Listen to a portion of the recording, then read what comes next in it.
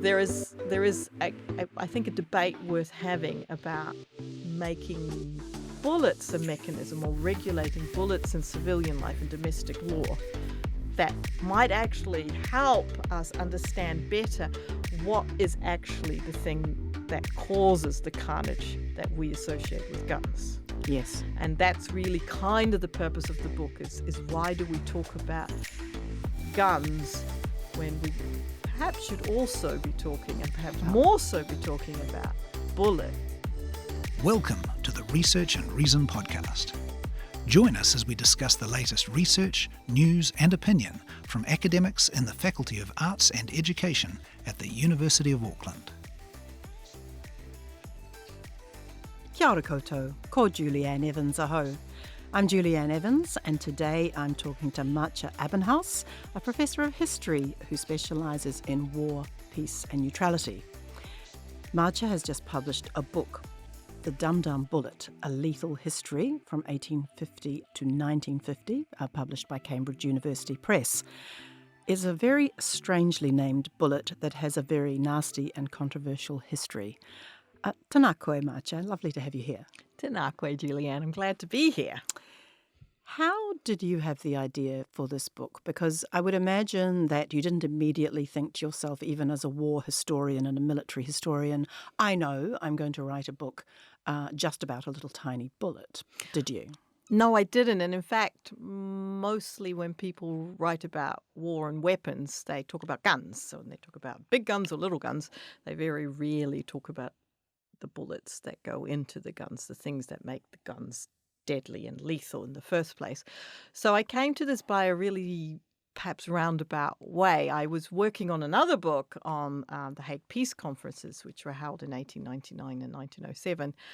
And in that research, there was this very distinct part of the Hague Conventions from 1899 that focused on proscribing a very particular kind of bullet, a bullet that expanded on impact when it hit a body and caused a deadly, gaping, horrifyingly awful to look at and certainly deadly to feel. wound. Yeah. So the idea was to ban this type of bullet from the laws of war so that soldiers wouldn't be allowed to use them on a battlefield. And this struck me as extraordinary or exceptional or bizarre even. I was just struck by why pick such a precisely defined thing to ban? Why focus on bullets that expand? Because the Hague Conventions also banned chemical weapons dropped out of aerial balloons, and they banned other big things, but they specifically zoned in on this very specific technology and really defined it by what it did. And I thought, well, that is interesting. That needs unpacking. That needs interrogating. So I thought, you know what, I'll write a journal article about this, and I'm going to do some more research into this. And so I started on this journal article. And that ballooned and ballooned and ballooned because the research just got more and more interesting because there was an entire panic, a moral panic built around the violence that these particular bullets created in the couple of years before that Hague conference sat. And that was a global media spectacle, and any newspaper around the world that talked about the Hague conferences talked about the horrors of these particular bullets and why it was so essential that they be made illegal and why soldiers shouldn't use them. And then that ended up with a whole bunch of people saying, well, these bullets also do really important things like, when you're hunting, they kill animals better. And so I decided that this needed more attention. Yeah. And they were very controversial, and they were mobilized by armies in colonial warfare. They were mobilized by armies in non-colonial warfare. And I was trying to unpack all that. So that's kind of where the book began. Yeah. And it kept getting bigger and bigger and bigger. Expanding, sorry. Yeah, a horrible pun. Yeah, expanded, exactly. going back to the very beginning of it and that strange name, because I initially, when I heard about this bullet from you, in fact, because it was the first time I, not being a military history nut in terms of, particular weapons and whatever, I hadn't heard of it. But then I just thought it meant dumb as in stupid. Yes. But it doesn't, does it? No. No. Although it might mean that as well. Well, but- it's very effective. My wonderful colleague, Professor Joanna Burke, who's also worked on the dum-dum bullet, talks. Where is she from? She's at Birkbeck. She did her master's here at Auckland. Yes. She's written about the dum-dum bullet and its impact on how people think about what is human and what is valuable. But her work also stresses that the word dum-dum has an onomatopoeic quality that allows you to remember it. So it helps that it's called this very specific thing because it helps us all remember it, as if we called it expanding or Yeah. No, bullets it gives or it a brand. hollow-nosed bullets It or gives it a soft-nosed brand. bullets. Yeah. We wouldn't remember as much. But the word dum-dum is actual. It's an actual place. It's a place on the outside skirts of Kolkata, and it was the place where the British had an arsenal in the 1890s. They'd had it there for many decades, and that is one of the first places where the British military produced these particular types of bullets for military use. And as a result, it came to be associated with that place. But that it became associated with that place was because they utilized these bullets for the first time in their wars on what were called the northwest frontier of India, which is present-day Afghanistan area. Against who? Against the local population. Whoever didn't like them, basically. Yeah. This was a contested zone, so the Afghan state, but there are also other local tribes and peoples who lived there, and so they utilised them in these wars, and they caused such terrible wounds and such terrible speed of killing that the soldiers, many of whom were from South Asia as well, called them ekdam bullets, at-once bullets. And so then the place where they were made and this ekdam at-once all went together. All went together, and very quickly they came to be known as dum-dum bullets. And even though they were made by the British military all over the world, and different versions of them were made all over the world for use by the British soldiers across all of the the world. empire. I Yeah, guess. and against anyone they went to war with. Yeah. This dum-dum bit of the story Became the story. And it's that bit of the story that's also the most well-known, is sort of mythologized online and things like that, which is fascinating because it's not the whole story. No. And that's part of the reason the book was I wanted to make sure that people understood that these bullets were really quite ordinary. They were everywhere. They were every day. They were used in all sorts of ways by people who use guns for things like hunting, for farming purposes, for crime committing, for policing. And they didn't raise eyebrows at that point. They didn't raise eyebrows, except when the wounds were confronting, when they saw visual pictures of the wounds they created, of the actual carnage they caused. And they were also used against the British, weren't they? In Yes. the Boer War, Yes, in the yes. First World War. Yes. So one of the things about expanding bullets, which is what was made illegal in the laws of war at The Hague in 1899. It wasn't the dum-dum bullet that was designed at dum-dum that was made illegal. It was all bullets that expanded on impact. And these kinds of bullet had been in existence since the 1850s. It's just in much more recent times, a different kind of bullet had also been invented, a bullet that was powered by smokeless gunpowder. And in order for that bullet to work best at long distances, they were were encased in hard metal. So they were called full metal jacket bullets.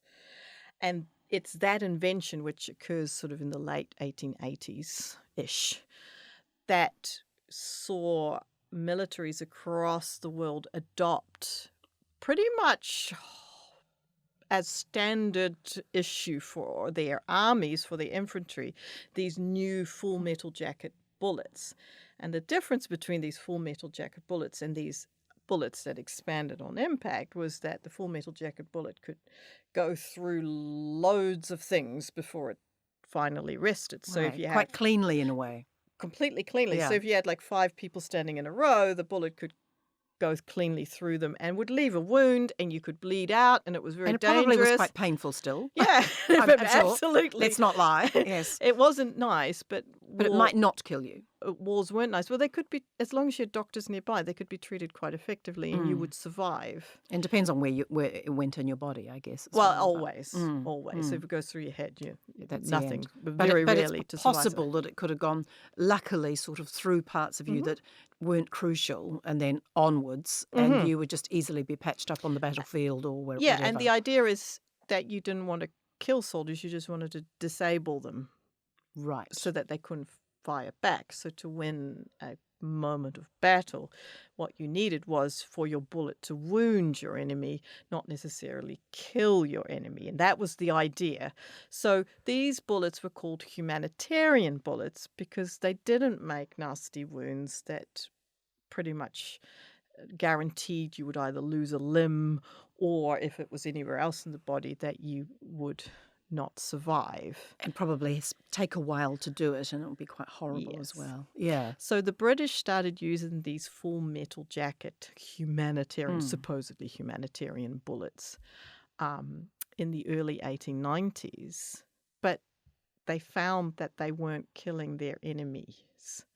And that was essential because from their perspective, they needed to not just wound their enemies, but kill them, because a wounded soldier could still keep shooting. Right. They weren't getting the advantages from this bullet that they thought they would. So they kept using the other one. Well, the no. dum-dum. So they adapted Oh, this I full metal see. jacket bullet. And this is Yes. where the dum-dum bullet came. Right. So they didn't go back to the older bullets No. because they were slower and they Right. had a shorter range. So they just worked on the one that was already there. They went and and took the full adapted it. metal jacket bullet and adapted it so that it would still shoot at very long distances. It would still be relatively accurate and still penetrate into the body, but that when it hit a body, it would also do what the old slower bullets did, which is create these awful wounds. But these wounds were even more awful because the bullet was spinning faster, and it had and Ugh. yeah. So it is Yeah. a really awful story. Yeah, it is. But it's deeply important that the historiography of it kind of fixated only on the awfulness of the bullet, not on the fact that there was this invention that preceded it. Yeah.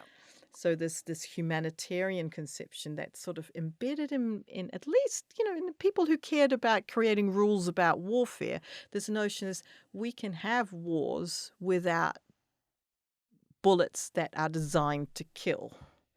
And it's this idea that a bullet that's designed to kill should not be used by soldiers. Even though war's often about killing people, right?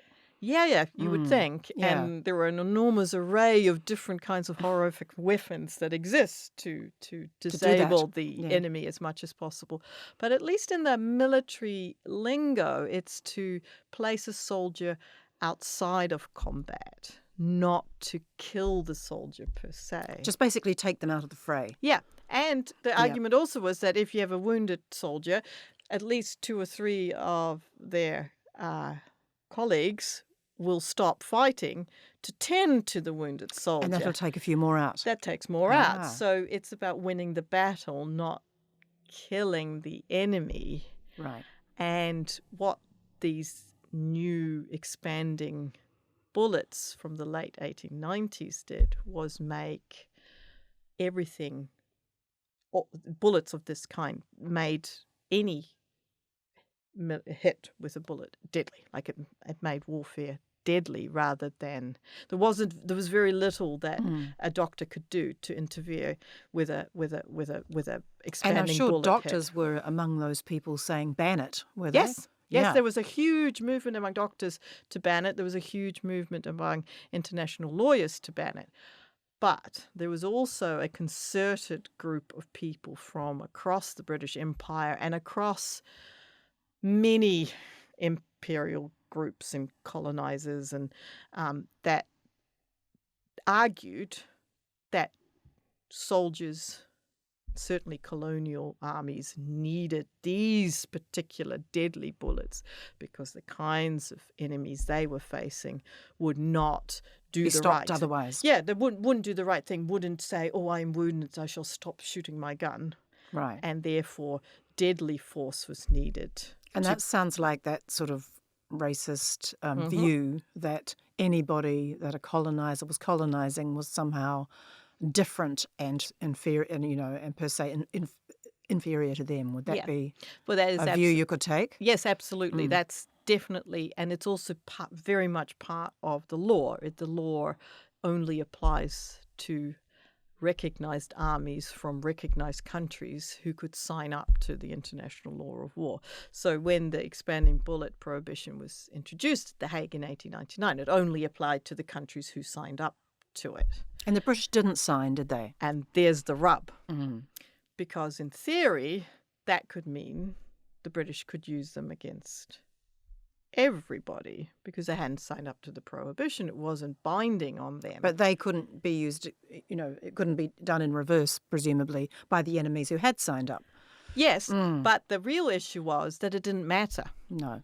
There was two parts to this that really created a problem for the British government, because for the British, they didn't adopt these dum-dum bullets originally just to deal with their colonial or imperial issues. So it wasn't just about we have, it wasn't just these annoying uprisings. Uprisings here in Afghanistan or in Africa or wherever, and we need this killing power to deal with these people, these other people who are lesser people who don't understand what civilized warfare is, which is kind of the way in which most histories of the dum-dum bullet explain the dum-dum bullet. It's not that didn't exist. That lingo was absolutely there. Yeah. But the British adopted these expanding bullets for all military purposes in 1898, so a full year before the Hague Conference sat, which implied that they wanted to use it, and effectively they were going to use it in all types of wars against all kinds of enemies. And it didn't matter who the enemy was. And this is fundamental because here in New Zealand, we made expanding That's right. bullets. And I believe in Mount Eden, in fact, no less, which is an inner city suburb of Auckland, for those of you who don't know Mount Eden. Yeah, at the Colonial Ammunition Company. Yes. They made what were called Mark IV bullets at great expense because they had to adjust all their machinery to adjust to this new type of bullet, and did so just before New Zealanders went off to fight the Anglo-Boer War in South Africa for the British. And when the soldiers, the New Zealanders, left on their ship to go to South Africa... they took the bullets with them. No, they did not take their bullets with them because the British government had not signed up to The Hague, but was so worried that the international media attention that the British Empire would be exposed to if they used these now inhumane bullets, because The Hague had outlawed them, which meant they were by definition inhumane and illegal. If the British were caught using them, they would be classified as breaking the internet, classified into sort of the public space as being immoral, even though they had no legal need to not using, because they hadn't signed up to the convention. So they didn't bring the bullets, and they went back to their old bullets, which they all thought were militarily defunct because they didn't do what they needed to do to win a battle. Yeah, so it's really the controversies sort of kind of interlace, right? And it isn't a simple picture at all. It is complicated. And I know you make the point as well. I mean, that particular place we're talking about in Auckland, that went on for about 100 years, didn't it? The Colonial Ammunition Company existed for about 100 years. They didn't make Mark IV dum-dum bullets all that time. They did make Mark IVs for a while. Then they made Mark Vs, which were also expanding bullets, and it really wasn't until and then they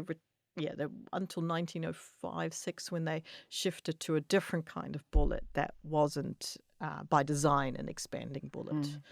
And it was staffed by women, wasn't it? I saw a picture you showed me of women working there, and also there's a very unpleasant little sideline to this, which is who worked on those bullets and who had fingers that were small enough to do that. So bullets are, as you know, really small things, and they have an enormous amount of components to them.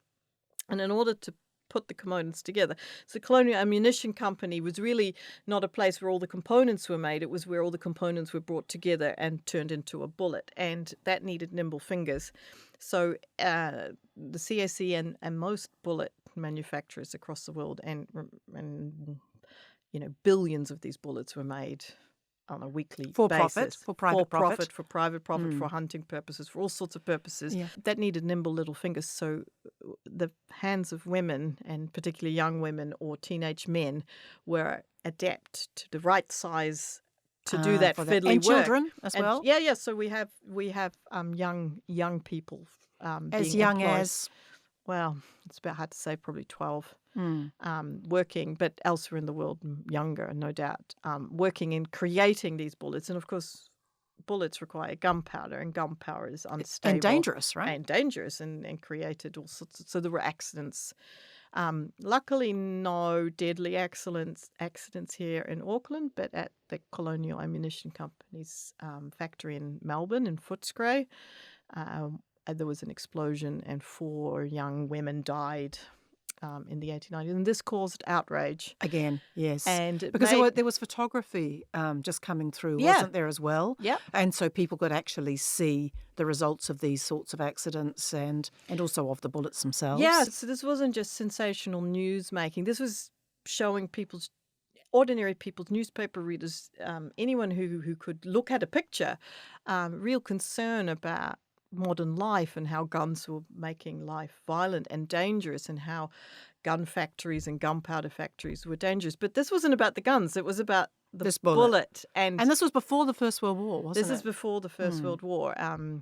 One of the other interesting aspects of the research I ended up doing was that we considered the Wild West, which in the United States, cowboys and Indians and rifles and bullets, that came at the time when bullets became lethal and deadly in the ways that I've just described. It's before the full metal jacket bullets and this particular version of a bullet existed, but they all did the same horrifying wounds, and that was possible. So the imaginary we have around this is about the gun being all decisive, this rifle being all decisive, but it was actually the bullet that enabled those gun cultures to thrive. But this was all about making themselves legitimate and look good. So these bullets enabled sort of romantic ideas of violence to coexist with things that were just considered wrong and immoral. So when bullets... And the line must have been quite thin, surely, between those two. So one of the things I really noticed in the research is that the moment that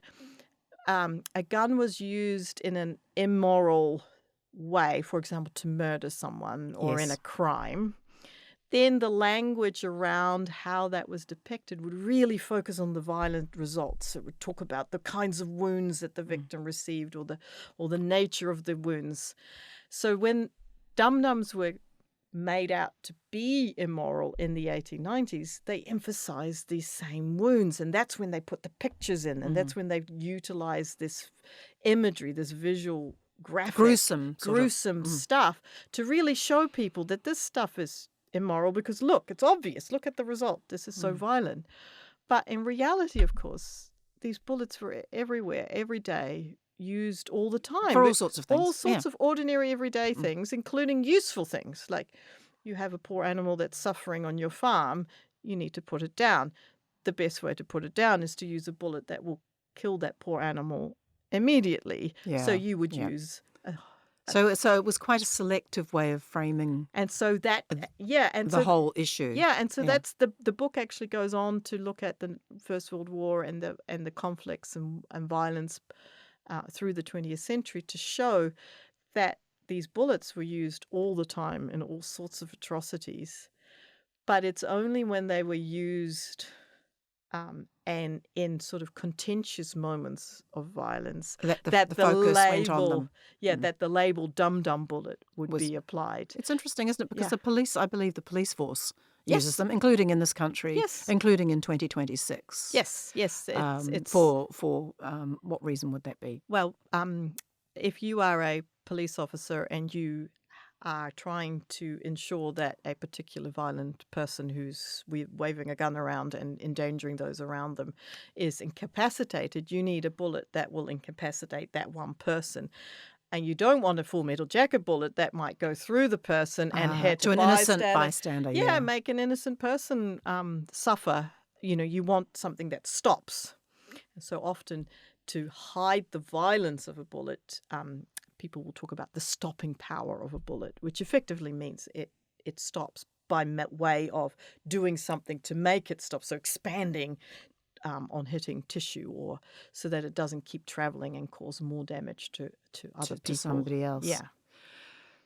So in terms of the banning of these bullets, just to sort of wrap it up, they are banned in military use by everybody, around the world, but not by civilian forces or police forces or hunters. Is that right? That is absolutely correct. So we have this fascinating and deeply important international law of war that says soldiers cannot, or military forces cannot use expanding bullets when in warfare against other soldiers or against anyone for that matter. And that is illegal because of the violence, the deadly nature of these bullets. The official word is they cause superfluous injury and unnecessary suffering. Those are the legal terms used. But that only applies to warfare and not to domestic use. Police forces can use them. In fact, they feel legitimized to use them because they save innocent people's lives. So they're not breaking the law. They're not breaking the law. There is no law that applies to their use in civilian life. In fact, hunters need them because you don't want to hunt with full metal jacket bullets because you don't want a poor animal to be wounded, run off and die. And suffer for days on end. And suffer for days on end. So it's more humane, in fact, in that sense, to use these bullets in civilian life. But it does lead to a really interesting ethical question, right? Why is something deeply immoral and wrong in a particular setting and perfectly legitimate in another? And who decides? Who gets to decide? And who decides and on what grounds? And it is also important to note that the use of expanding bullets by the police is controversial, has been controversial many times in the history of New Zealand. So there have been debates about whether the Armed Defenders Squad should have more lethal versions of soft point bullets. So they just have soft point bullets. Can they have hollow nose bullets? Can they, this, and that's been legally contested and been debated in public life. But it is, for me, it's really important to acknowledge that in this sense, it's not about the gun. It's about the bullet. And we put so much emphasis really in popular culture and in the news about banning certain kinds of guns. And we have in this country as well, haven't we? And there's good reason since the for that. Christchurch mosque attacks, there are certain kinds of weapons that are no longer able to be used in this country. That's right, isn't it? Yeah, and with very good reason, because they make gun violence more deadly, more accessible, and faster. And there's a very good reason for banning those particular weapons. But there is also a question about how easily accessible bullets are for any gun, for any kind of gun, and that a bullet is what kills. It's not the gun that kills; it's the bullet that kills.